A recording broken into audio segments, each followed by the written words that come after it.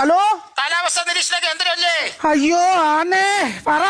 ഇവിടെ വയറ്റിലെ വെള്ളം കയറി കേട്ടോ. ഇത് എങ്ങനെ ഇറങ്ങിപ്പോവും? വയറ്റിൽ വെള്ളം കയറിയാ ഇറങ്ങിപ്പോകാനുള്ള കാര്യങ്ങളൊക്കെ ദൈവം തമ്പുരാൻ ഇട്ടിട്ടുണ്ടല്ലോ.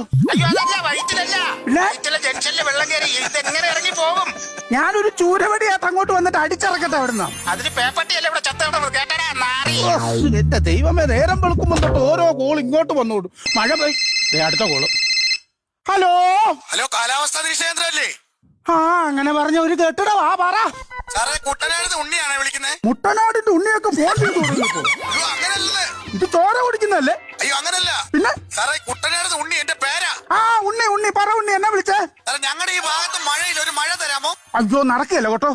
ഒരു മഴ ഉണ്ടായിരുന്നു, ഒരു ലോങ് ഓട്ടം പോയി കന്യാകുമാരി പെയ്തോണ്ടിരിക്കുക. നാളെ ഉച്ച കഴിഞ്ഞ് വരുമ്പോ തിരിച്ച് നിങ്ങൾ അങ്ങോട്ട് പറഞ്ഞു വിടാം. എന്നാ പറയുന്നു?